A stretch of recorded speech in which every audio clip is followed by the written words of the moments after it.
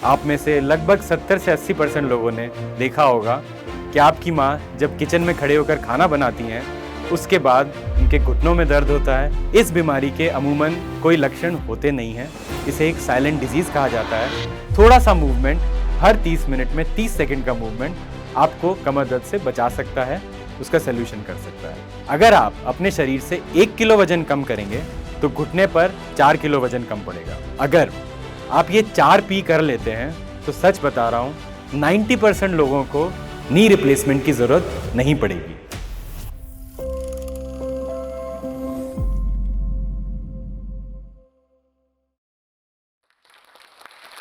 नमस्ते, मैं हूं डॉक्टर नमन वाहल, एम्स दिल्ली से ट्रेंड और आज फोर्टिस एस्कॉर्ट्स दिल्ली में एक senior consultant and unit head. आज हम बात करेंगे कुछ आम समस्याओं के बारे में जो हड्डियों से और जोड़ों से रिलेटेड हैं, उनके सॉल्यूशन और उनके प्रिवेंशन के बारे में। चलिए शुरू करते हैं 4 ऐसी प्रॉब्लम्स के बारे में बात करना जो लगभग हर इंसान को कभी ना कभी उसके लाइफ टाइम में सताती हैं। पहली हो गई ऑस्टियोपोरोसिस। ऑस्टियोपोरोसिस यानी ऑस्टियो मीन्स हड्डी, पोरोसिस मीन्स छेद, कमजोर हड्डी, जो हड्डी गल चुकी है। तो हड्डी गल जाए या हड्डी कमजोर हो जाए, उससे प्रॉब्लम क्या है? प्रॉब्लम यह है कि यह हड्डी कांच की तरह टूट जाती है, फ्रैक्चर हो जाते हैं। अब ऑस्टियोपोरोसिस के कारण क्या है? सबसे बड़ा कारण, सबसे कॉमन कारण है एजिंग। उम्र के साथ सबकी हड्डियां कमजोर होंगी। दूसरा बड़ा कारण है जो फीमेल्स में है। 1 in 3 फीमेल्स यानी हर तीसरी महिला को यह परेशानी है आफ्टर मीनोपॉज। जब पीरियड्स बंद हो जाते हैं उसके 20 साल के अंदर अंदर हड्डियां इतनी कमजोर हो जाती हैं कि ऑस्टियोपोरोसिस की बीमारी हो जाती है। एक स्टडी हुई थी 17 देशों में 69 हॉस्पिटल्स में 2016-17 के आसपास। इंडिया के एम्स दिल्ली और पीजीआई चंडीगढ़ ने इसमें पार्टिसिपेट किया था। इसमें देखा गया ऑस्टियोपोरोसिस से होने वाले फ्रैक्चर्स का रिजल्ट क्या होता है। तो यह पाया गया कि लगभग 30% लोग एक कूल्हे के फ्रैक्चर के बाद इस दुनिया से एक्सपायर हो जाते हैं, यानी उनकी डेथ हो जाती है। यह आंकड़ा सिर्फ इंडिया का नहीं है, यह आंकड़ा अमेरिका का भी है, कनाडा का भी है, एम्स दिल्ली का भी है, ट्रॉमा सेंटर का है और पीजीआई चंडीगढ़ का भी है। वर्ल्ड वाइड 1/3 मरीज हिप फ्रैक्चर के बाद हमें छोड़कर चले जाते हैं। जो 70% बच जाते हैं उनमें से लगभग 50% अपनी इंडिपेंडेंस खो देते हैं, यानी या तो व्हीलचेयर बाउंड हो जाते हैं या फिर उनको ओल्ड एज होम्स में दाखिला लेना पड़ता है। लेकिन डरने की कोई जरूरत नहीं है। इसके लक्षण और इसका सलूशन दोनों मैं अभी आपको बताता हूं। इस बीमारी के अमूमन कोई लक्षण होते नहीं हैं। इसे एक साइलेंट डिजीज कहा जाता है। पहला लक्षण होता है कि फ्रैक्चर ही हो जाए और फ्रैक्चर के साथ मरीज हमारे पास आए। हालांकि कुछ टेलटेल साइंस होते हैं, जैसे हाइट 4 सेंटीमीटर से ज्यादा कम हो जाना, एक कमर में इस तरह से झुकाव आ जाना जिसको पहले की भाषा में कुबड़ कहा जाता था, कमर में लगातार दर्द होना और कोई भी फ्रैक्चर होने के बाद वो फ्रैक्चर हील नहीं हो पाना। ये कुछ साइंस हैं। इसका सलूशन क्या है? इस सलूशन के 4 पिलर्स हैं। पहला पिलर होता है कैल्शियम। कैल्शियम इंटेक बोन्स के लिए बहुत ज्यादा जरूरी है। डेली कितना कैल्शियम लेना है? 1000 मिलीग्राम। इजी। बेटर यह है कि नेचुरल सोर्सेज से लिया जाए, डाइट से लिया जाए।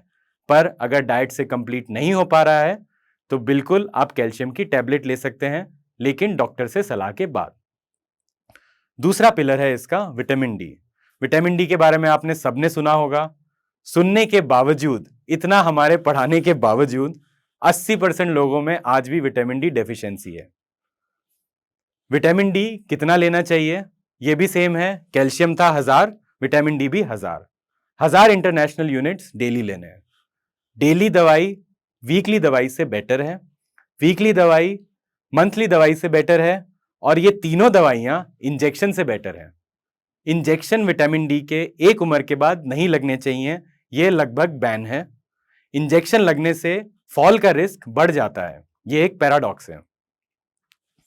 अब विटामिन डी अगर आपका कम आता है तो सबसे पहले तो आप डॉक्टर से मिलिए। पर अगर आप डॉक्टर से नहीं मिल पा रहे हैं तो इसका सलूशन बड़ा ही आसान है। आप हर हफ्ते एक विटामिन डी का कैप्सूल या एक सैशे जो 60,000 यूनिट्स होता है ले सकते हैं, लेकिन डॉक्टर की सलाह के बाद। तीसरा पिलर है एक्सरसाइज। एक्सरसाइज आपके लिए बहुत जरूरी है। अब ऑस्टियोपोरोसिस की एक्सरसाइज को भी हम दो भागों में बांटते हैं। एक एक्सरसाइज है स्ट्रेंथ ट्रेनिंग। स्ट्रेंथ ट्रेनिंग से क्या होगा? देखिए, हमारी जो हड्डियां हैं ना, सिर्फ एक ये ढांचा नहीं है, ऐसे एक डेड सीमेंट का स्ट्रक्चर नहीं है।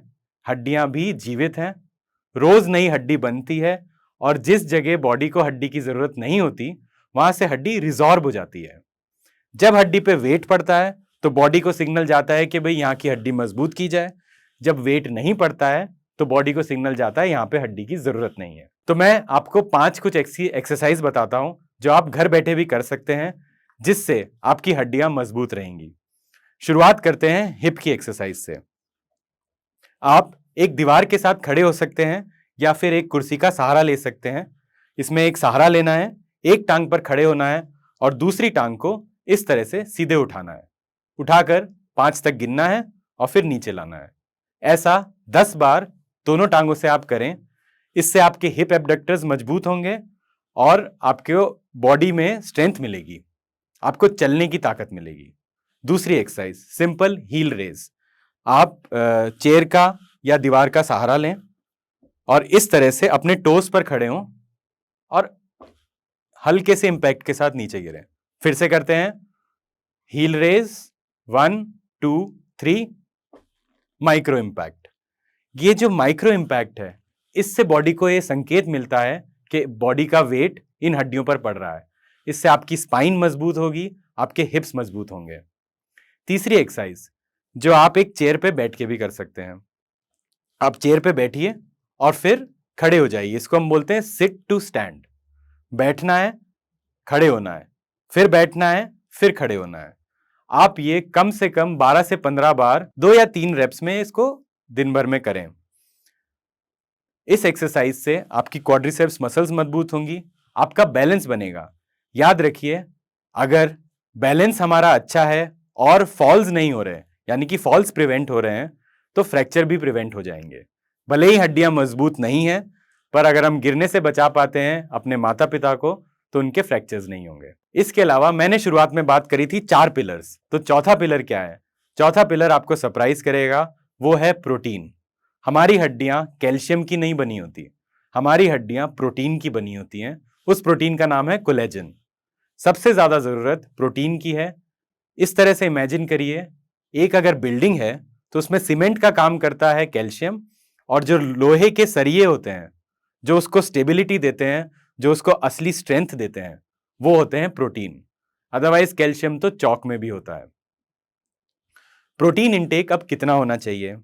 आपने देखा होगा जिम वाले अक्सर बातें करते हैं 1 to 1.5 ग्राम पर किलोग्राम ऑफ बॉडी वेट।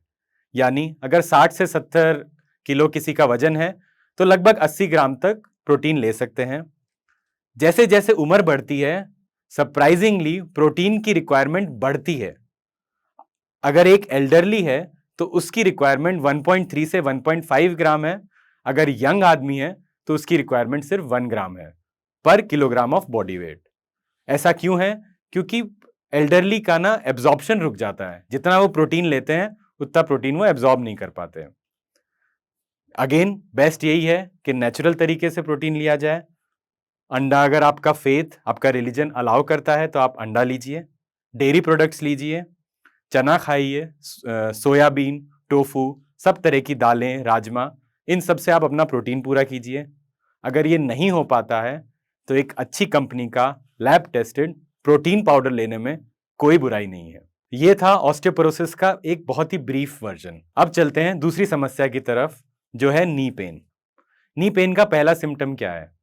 अक्सर लोग बोलते हैं कि सीढ़ियाँ चढ़ने में या सीढ़ियाँ उतरने में प्रॉब्लम हो रही है, या फिर कुछ लोगों का कहना होता है कि नीचे ज़मीन पर जब बैठते हैं, बैठकर उठना मुश्किल हो गया है, इंडियन लैट्रिन यूज़ करना मुश्किल हो गया है, या ज़्यादा लंबे टाइम तक ड्राइव कर रहे हैं तो ड्राइव के बाद जब खड़े होते हैं तब भी नी में दर्द होता है।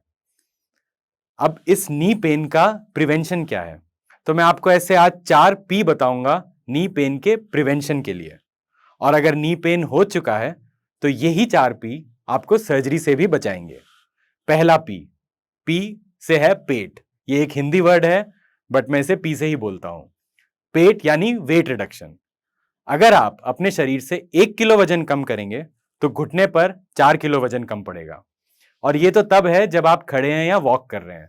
अगर आप सीढ़ियां चढ़ रहे हैं, आप बेंट नी में उसको सीधा कर रहे हैं या फिर जमीन से उठ रहे हैं बैठ के, तब 7 गुना वजन पड़ता है, यानी 1 किलो का 7 किलो।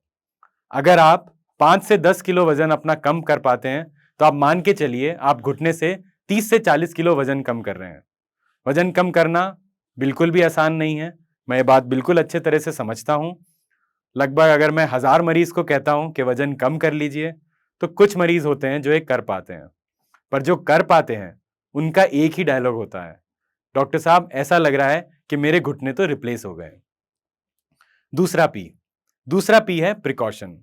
आप इमेजिन करिए आपकी कोहनी में चोट लगी है, आप रोज उसको दीवार से मार रहे हैं, पर उस पर मल्लम लगा रहे हैं, आप पट्टी कर रहे हैं, तो क्या वो काम करेगी?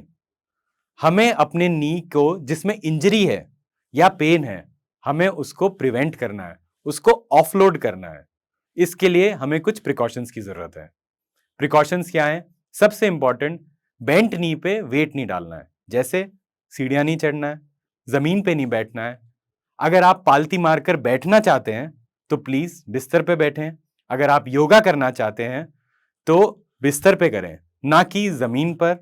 और कुछ योगा के आसन हैं जिन्हें आपको अवॉइड करना चाहिए, खासकर जब आपको नी पेन है, जैसे कि वज्रासन, पद्मासन, बटरफ्लाई आसन। इन तीनों आसन में नी जॉइंट पे बहुत ज्यादा लोड पड़ता है। अगर आपको पहले से नी पेन है तो प्लीज इन्हें अवॉइड करें। इसके अलावा जॉगिंग अवॉइड करें, रैंप पे चढ़ना और इंक्लाइन पे उतरना, ये दोनों चीजें आप अवॉइड करें। वॉकिंग अलाउड है, जितना वॉक कर सकते हैं उतना करें। इनफैक्ट अगर दर्द की वजह से बैठना पड़ रहा है तो 2 मिनट रेस्ट लीजिए और फिर से वॉक करिए। वॉकिंग, स्विमिंग, साइकिलिंग के बारे में लोग अक्सर मुझसे पूछते हैं। बिना वेट के, बिना रेजिस्टेंस के हल्की साइकिलिंग अलाउड है, आप वो भी करिए। ये आ जाता है हमारा प्रिकॉशंस में। तीसरा पी, फिजियोथेरेपी। अब फिजियोथेरेपी का कंसेप्ट समझने के लिए मैं एक नी मॉडल लेता हूं। देखिए, ये एक नी मॉडल है। ये है फीमर बोन यानी थाई बोन, ये है टिबिया बोन यानी कि लेग बोन। इनके बीच में ये जॉइंट है। अब ये joint ball and socket joint नहीं है। अगर आप ध्यान से देखें, थोड़ा सा कर्व जरूर है, बट लगभग फ्लैट बोन है और दूसरी भी फ्लैट बोन है। अब फ्लैट बोन पे फ्लैट बोन यानी इस तरह से एक जॉइंट है जिसपे आपकी बॉडी का पूरा वेट पड़ रहा है। इसको स्टेबल बनाने के लिए आगे क्वाड्रिसेप्स मसल्स हैं, पीछे हैमस्ट्रिंग मसल हैं, ऊपर से हिप्स से कुछ मसल्स आ रही हैं, नीचे काफ में कुछ मसल जा रही हैं, साइड में आप देख पा रहे हैं कुछ लिगामेंट है, और अगर कैमरे से हम अंदर भी देख पाए तो ACL, PCL ये लिगामेंट्स हैं। इन लिगामेंट्स और इन मसल्स को हम मजबूत करके नी जॉइंट को स्टेबल कर सकते हैं। बड़े से बड़े दर्द एक अच्छी टारगेटेड फिजियोथेरेपी से काबू हो पाते हैं। अब फिजियोथेरेपी में एक बहुत ही इंपॉर्टेंट पॉइंट ये है कि जैसा मैंने बताया, नी पेन में हिप से भी मसल आती हैं, तो हिप की भी फिजियोथेरेपी होनी चाहिए।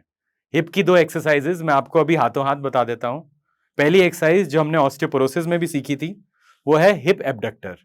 इसके लिए क्या करना है? सहारा लेना है और खड़े होना है और साइड में अपना पैर ऐसे उठाना है, दोनों तरफ, दोनों पैर से ये आप करिए।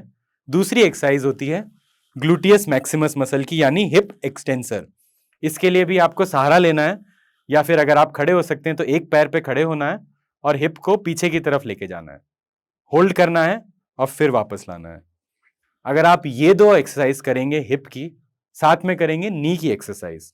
कौन कौन सी? अगर आप बैठे हैं या लेटे हैं तो नी के पीछे एक छोटा पतला कपड़ा रखिए, जैसे कि तौलिया या फिर एक टेनिस की बॉल, और उसको नीचे दबाइए। इसको बोलते हैं स्टैटिक क्वाड्रिसेप्स। इसके अलावा आप लेट के पूरा पैर बिना घुटना मोड़े सीधा उठाइए, इसको बोलते हैं हम स्ट्रेट लेग रेजिंग। ये 2 एक्सरसाइज हो गई नी की, 2 एक्सरसाइज हो गई हमारे हिप्स की। एक एक्सरसाइज जो अगेन ऑस्टियोपोरोसिस में भी काम की है, वो है हील रेज। हील रेज करिए, उससे आपका नी भी स्टेबल होगा और ऑफ कोर्स हिप और स्पाइन की बोन्स भी स्ट्रांग होंगी। हमने बात करी थी 4 पी की। 3 पी कौन से हो गए? पहला है पेट, दूसरा है परहेज यानी प्रिकॉशन, तीसरा है फिजियोथेरेपी, चौथा पी है प्रोटीन। जी हां, वही पी जो ऑस्टियोपोरोसिस में जिसकी बात करी थी। प्रोटीन चाहिए हमारी मसल्स को, हमारे कार्टिलेज को, हमारे जॉइंट्स को, हमारी बोन्स को। इसलिए प्रोटीन इंटेक, जैसा कि मैंने 2 मिनट पहले आपको बताया है, उस तरीके से सबको लेना चाहिए। अगर आप ये 4 पी कर लेते हैं तो सच बता रहा हूं 90% लोगों को नी रिप्लेसमेंट की जरूरत नहीं पड़ेगी। और अगर नी रिप्लेसमेंट की जरूरत पड़ भी गई तो आपकी रिकवरी बाकी 90% लोगों से फास्ट होगी। आपके हाथों से जल्दी वॉकर छूटेगा, आप सीढ़ियां चढ़ेंगे और इनफैक्ट भागने लगेंगे। चलिए अब बढ़ते हैं कमर दर्द की तरफ। लगभग 80 से 90% लोगों को यह प्रॉब्लम है। इनफैक्ट मैं ये कहूंगा जिसको कमर दर्द नहीं हुआ है आज तक, वो एक खुशनसीब इंसान है। इंसान का इवोल्यूशन हुआ तो हम 4 पांव पर चलते थे और आज हम 2 पांव पर चलते हैं। हमारे स्पाइन को पूरा लोड लेना पड़ता है और इस वजह से कमर दर्द की प्रॉब्लम्स होती हैं। सबसे बड़ी प्रॉब्लम जो कमर दर्द में अक्सर सामने आती है वो है पोस्चर की। इसमें मैं एक मिथ आज बस्ट करना चाहता हूं। कोई भी पोस्चर बैड पोस्चर नहीं होता है। प्रॉब्लम आती है एक ही पोस्चर में घंटों बैठे रहने से या खड़े रहने से। हम अपना काम करते हैं तो हम भी जब सर्जरी करते हैं तो आगे झुककर करते हैं। कितने ही कारीगर हैं आगे झुककर काम करते हैं। लैपटॉप वाले काम आगे झुककर होते हैं। किसी का भी पोस्चर गलत नहीं है। The best posture is your next posture. यानी अगर आप हर 30 मिनट में एक ब्रेक ले पाएं, अपना पोस्चर चेंज कर पाएं, तो उससे आपके कमर दर्द पहली बात होएगा ही नहीं। अब अगर आपको कमर दर्द हो ही गया है तो नेक्स्ट स्टेप क्या करना है? तो जी पहले तो आपको पता होने चाहिए रेड फ्लैग साइंस कि कब ये मामूली कमर दर्द एक इमरजेंसी बन सकता है और कब आपको एक डॉक्टर से मिलने की जरूरत है। उसके लिए रेड फ्लैग साइंस डिफाइंड है। सबसे इंपॉर्टेंट साइन है बुखार आना। आपको कमर दर्द है और साथ में बुखार आ रहा है, यह एक सीवियर इंफेक्शन की निशानी हो सकती है, ट्यूबरकुलोसिस हो सकता है। दूसरा है आपका जो कमर दर्द है वो कमर से निकलकर साथ में पैर पे थाई से होते हुए पैरों तक जा रहा है, जिसको हम आम भाषा में शियाटिका भी बोलते हैं। ऐसे समय में आपको डॉक्टर से मिलना है।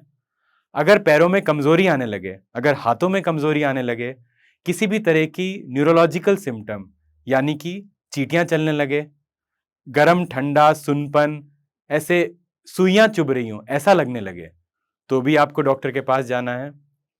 अगर आपका यूरिन का कंट्रोल चला जाए, लैट्रिन का कंट्रोल चला जाए, तो ये सच में एक बड़ी इमरजेंसी है। आपको तुरंत इमरजेंसी में जाना है।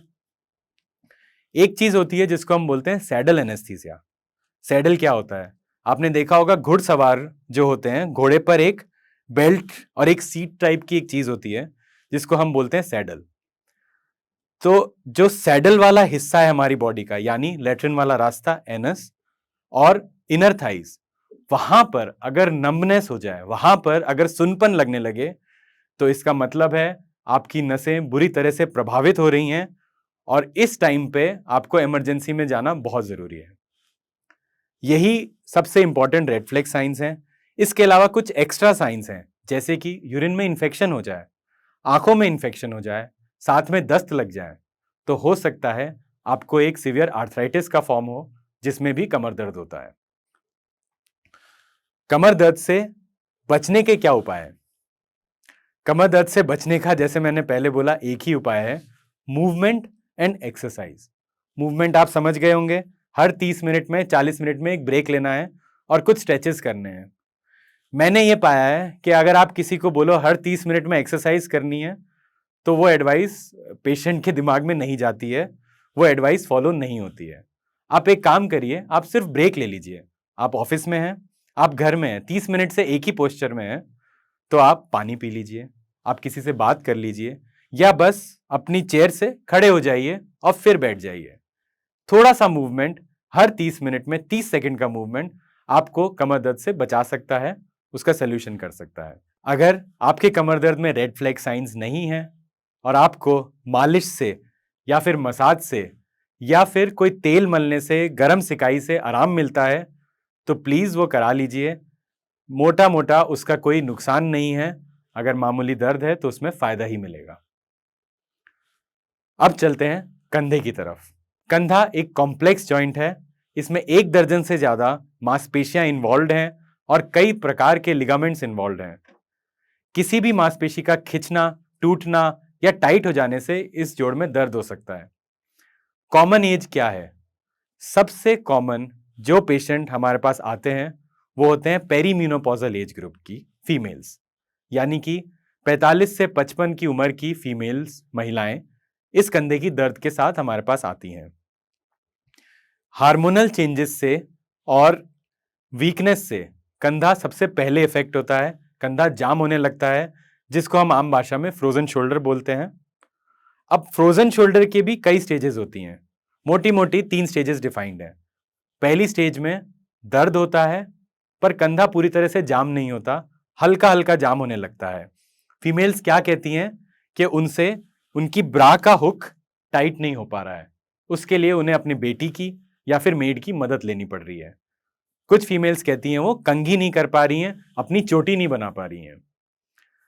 सेकंड स्टेज आती है जब इसको हम बोलते हैं फ्रोजन स्टेज, जब कंधा पूरी तरह से जाम हो जाता है, ना इस तरह से हिलता है, ना ऊपर जाता है और ना ही पीछे जाता है, पर दर्द धीरे धीरे कम होने लगता है। यह स्टेज चलती है लगभग 6 से 8 महीने और अपने आप तीसरी स्टेज आती है जिसको हम बोलते हैं थॉइंग, यानी बर्फ जम गई और फिर पिघल गई, थॉइंग हो गई। थॉइंग स्टेज में धीरे धीरे दर्द वापस आता है पर कंधा धीरे धीरे अपने आप खुलने लगता है। Total time period frozen shoulder का लगभग होता है 1.5 से 2 साल। कुछ केसेस में ये 1 साल में भी खत्म होता है और कुछ केसेस में 4-5 साल तक ये चल जाता है। अब अगर आपको फ्रोजन शोल्डर हो गया है तो क्या करना है? फ्रोजन शोल्डर में सबसे पहले आप एक शोल्डर स्पेशलिस्ट से मिलिए, अपनी डायग्नोसिस कंप्लीट बनाइए और फिर उसके हिसाब से फिजियोथेरेपी स्टार्ट करिए। अगर आप घर में हैं और फिजियोथेरेपी में नहीं जा सकते हैं तो कुछ सिंपल स्ट्रेचेस हैं जो मैं आपको बताता हूं। पहला स्ट्रेच, आप एक तौलिया लीजिए, उसको इस तरीके से दोनों हाथों से पकड़िए और फिर एक हाथ से उसको खींचिए। ऐसा आप दोनों हाथों से करें, इससे शोल्डर मोबिलिटी बढ़ेगी। जो शोल्डर जॉइंट होता है ये अकेला जॉइंट नहीं होता। नेक, शोल्डर ब्लेड, चेस्ट और शोल्डर ये मिलके एक यूनिट बनाता है। अगर शोल्डर में प्रॉब्लम है तो नेक में भी प्रॉब्लम होती है। शोल्डर मोबिलाइजेशन का पहला स्टेप स्कैपुला से शुरू होता है, यानी शोल्डर ब्लेड से।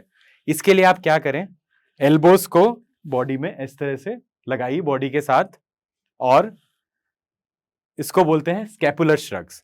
कंधा नहीं उठाना है और पीछे की तरफ इस तरह से टाइट करना है। 3 सेकंड तक होल्ड करना है, फिर रिलीज करना है। 3 सेकंड तक होल्ड किया और रिलीज किया। ध्यान रखिए इसमें कंधे ऊपर नहीं होने चाहिए। इनफैक्ट ये शोल्डर श्रग्स 90% बीमारियों में ये काम नहीं करते हैं। एक और एक्सरसाइज मैं बताऊंगा, उसके लिए मुझे एक चाहिए स्टिक। घर में पड़ी कोई सी भी स्टिक का आप इस्तेमाल कर सकते हैं। इसका इस्तेमाल होगा कंधा खोलने में। अब मान लीजिए आपके लेफ्ट शोल्डर में फ्रोजन शोल्डर है और राइट आपका नॉर्मल है, तो आपको 2 मूवमेंट करनी है प्राइमरीली। एक, इस कंधे को, इस हाथ को धक्का देना है इस हाथ से, और इसमें ध्यान रखना है एल्बो बॉडी से लगी होनी चाहिए, एल्बो इस तरह से नहीं होनी है। बॉडी से एल्बो लगानी है, इस हाथ से पकड़ना है और धक्का देना है। इस तरीके से आप 5 बार करें पहले, फिर 10 बार करें और दिन में जितनी बार कर पाएं ये करें। इससे आपका कंधा खुलेगा। इसके अलावा आप क्या कर सकते हैं, दोनों हाथ से इस तरह से पकड़कर कंधे को आगे की तरफ खोल सकते हैं। इस बार कोहनी सीधी रखनी है और राइट हैंड से उठाना है। जनरली ऐसा होगा कि लेफ्ट हैंड पूरा नहीं उठ पाएगा, आपको कोशिश करनी है कि राइट हैंड की मदद से ये हाथ भी ऊपर उठे। तीसरी एक्सरसाइज, अब इसे हमें बाहर की तरफ खोलना है। ये वाला खोलना हो गया, आगे वाला खोलना हो गया। बाहर की तरफ के लिए फिर से इस तरह से पकड़ना है और पुश करना है नॉर्मल हाथ से। ध्यान रखिए कोहनी सीधी रहनी चाहिए। नॉर्मल हाथ से पुश करें। जब दर्द महसूस होने लगे वहां पर कुछ सेकंड के लिए रोक सकते हैं, 5 तक गिने, रिलैक्स करें और फिर से करें। ये आप जितनी बार करेंगे कंधा उतनी बार खुलेगा। ये हो गया कंधे की सबसे कॉमन प्रॉब्लम का समाधान। अब हम बात करते हैं अपनी हड्डियों को कैसे मजबूत बनाया जाए और कुछ चीजें जो हड्डियों को गला देती हैं उनको अवॉइड किया जाए। पहले बात करते हैं सुपर फूड्स की जो बोन के लिए बहुत हेल्पफुल है। सबसे पहले सबसे टॉप पर इसमें आता है अंडा। अगर आपका फेथ इसको अलाउ करता है तो प्लीज अपनी डाइट में अंडों को इंक्लूड करिए। प्रोटीन का बहुत अच्छा सोर्स है, कैल्शियम का सोर्स है और विटामिन डी का सोर्स है। इसके बाद आते हैं डेयरी प्रोडक्ट्स, दूध, दही, पनीर। ये तीनों बहुत हेल्प करते हैं बोन्स बनाने में। इसके अलावा कुछ प्रोडक्ट्स हैं जैसे कि हरी सब्जियां। हरी सब्जियों से क्या फायदा है? उससे मिलता है मैग्नीशियम और उनसे मिलता है एक special vitamin, vitamin K2। Vitamin K2 decide करता है कि कैल्शियम जो आपकी ब्लड स्ट्रीम में है वो कौन सी हड्डी में कहाँ जाएगा। इसकी सिग्नलिंग विटामिन K2 से होती है। हरी सब्जियां खाना बहुत जरूरी है। इसके अलावा आप अपनी प्लेट में दाल अवश्य रखें। दाल, राजमा, चने, ये तीनों अच्छे प्रोटीन सोर्स हैं, स्वाद तो है ही, इससे आपकी हड्डियां और मजबूत होंगी। अब कुछ ऐसी चीजों की बात करते हैं जो हड्डियां गलाने लगती हैं। इसमें सबसे ऊपर आता है स्मोकिंग। स्मोकिंग हर तरीके से हड्डियों के लिए नुकसानदायक है, किसी भी तरीके से कुछ भी फायदा नहीं है। दूसरे नंबर पे आता है एल्कोहल। एल्कोहल आपकी हड्डियां इस तरह से गलाएंगी, ना तो वो नई हड्डी बनने देगा और कभी कभी जो बनी हुई हड्डी है उसको भी रिजॉर्ब करा देगा। एल्कोहल से प्लीज बचिए। तीसरी इंपॉर्टेंट चीज है एरेटेड ड्रिंक्स, चाहे वो डाइट ड्रिंक हो या नॉर्मल एरेटेड ड्रिंक, ये आपकी हड्डियों को सचमुच में गला देगा। चौथी चीज जो बहुत ही इग्नोर्ड है स्पेशली जवानी के दिनों में, वो है स्लीप। अगर आपकी स्लीप एडिक्वेट नहीं है तो धीरे धीरे धीरे धीरे ये आपकी मांसपेशियां, आपकी मानसिक हेल्थ, आपकी हड्डियां सब कुछ गला देगी। इनफैक्ट कुछ स्टडीज में पाया गया है कि कम सोना सिगरेट पीने से ज्यादा खतरनाक है। पांचवी सबसे इंपॉर्टेंट चीज junk food, ketchup, pizza, burger, ये तो मतलब हमारे देश का एक कल्चर भी नहीं है देखा जाए तो, बट आज हमारे देश में सबसे ज्यादा यही पॉपुलर है। इसके अलावा एक सेडेंट्री लाइफस्टाइल, बिल्कुल आप दिन भर एक ही जगह बैठे रहना आपकी हड्डियों को गलाएगा। जब तक बॉडी को, ब्रेन को ये सिग्नल ही नहीं जाएगा कि इस इंसान को हड्डियों की जरूरत है, तब तक ब्रेन नई हड्डियां नहीं बनाएगा। तो ये हैं कुछ नुस्खे आपकी हड्डियां मजबूत बनाने के लिए और ज्यादा इंपॉर्टेंट उसको गलने से रोकने के लिए। तो दोस्तों, समय कम था फिर भी हमने कोशिश करी सबसे कॉमन प्रॉब्लम्स, उनके सल्यूशन और उनकी प्रिवेंशन के बारे में हम बात कर सकें और आपको कुछ जानकारी दे सकें। उम्मीद है आपको ये वीडियो अच्छा लगा होगा। आप प्लीज़ कमेंट सेक्शन में अपने कमेंट बताइए और इसको अपने दोस्तों, अपने परिवार और स्पेशली अपने माता पिता के साथ ज़रूर शेयर करिए।